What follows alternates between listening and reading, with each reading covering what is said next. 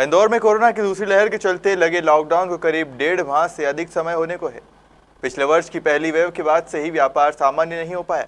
जिसके चलते लगभग 15 महीनों से कोरोना संकट से जूझ रहे व्यापार रोजगार वेंटिलेटर पर अंतिम सांसें गिन रहे हैं। वहीं रेत मंडी व्यापारी एसोसिएशन के अध्यक्ष मोहन शर्मा व सचिव मनीष अजमेरा ने मुख्यमंत्री व जिला प्रशासन को पत्र लिखकर जल्द ही कोरोना कर्फ्यू से राहत देने की मांग की है। देखिए, पिछले लगभग अभी करीब ये वाले लॉकडाउन को लेकर 1.5 महीना होने को आ गया है और अगर हम यूँ देखें कोरोना संकट को देखते हुए तो पिछले करीब 1 वर्ष से ज़्यादा समय हो गया है, मतलब करीब 15 महीने हो गए हैं। व्यापार की स्थिति कभी सामान्य नहीं हो पाई है। कोरोना की पहली वेव से लेकर अभी ये जो दूसरी लहर है,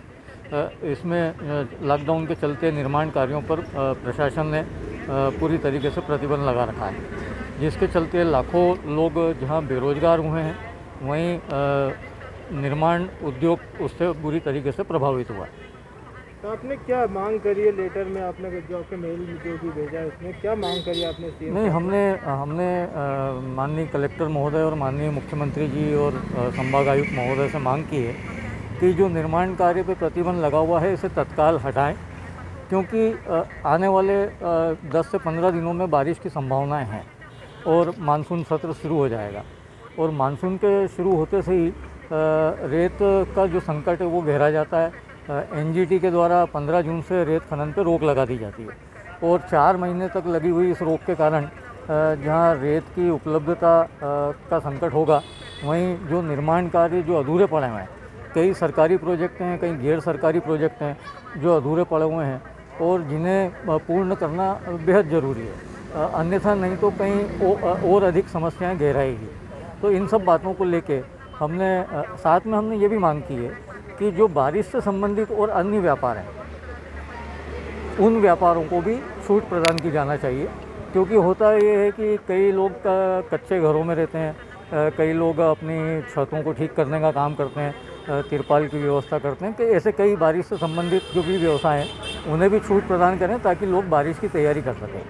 अभी रेती की बात करें तो अभी रेती का क्या भाव चल रहा है? लॉकडाउन में कितना असर पड़ा है रेती के भाव में? देखिए, जो रेत का व्यापार इस समय जो महत्वपूर्ण होता है वो पूरी तरीके से ख़त्म हो चुका है और लगभग 20 से 30% गाड़ियाँ चल रही है, 70% गाड़ियाँ खड़ी है। अब खड़ी गाड़ियों का टैक्स, ड्राइवर क्लीनर की तनख्वाह और इन सब खर्चों को अगर हम देखें तो रेत ट्रांसपोर्टर बर्बाद हो चुका है और जो रेत में चलने वाली जो गाड़ियां हैं, उन गाड़ियों को की उपलब्धता और उनकी व्यवस्था के लिए हमने प्रशासन से मांग की, माननीय मुख्यमंत्री जी से मांग की है कि रेत ट्रांसपोर्टरों को राहत दी जाना चाहिए, टैक्स में छूट दी जाना चाहिए और साथ ही साथ जो रेत की उपलब्धता को लेकर रेत खदान ठेकेदारों के द्वारा जो अत्यधिक रॉयल्टी ली जा रही है, उस रॉयल्टी को भी कम करके और रेत के दामों पर नियंत्रण किया जाना चाहिए। यदि निर्माण कार्य शुरू नहीं होते हैं तो कितने का बिजनेस लगभग प्रभावित होगा? देखिए, यूँ रेत का अगर व्यवसाय देखें तो करोड़ों का बिजनेस है और मतलब सरकार को सबसे अधिक राजस्व रेत व्यापारियों से प्राप्त होता है और ये राजस्व पे निश्चित रूप से इसका प्रभाव पड़ा है, गहरा प्रभाव पड़ा है और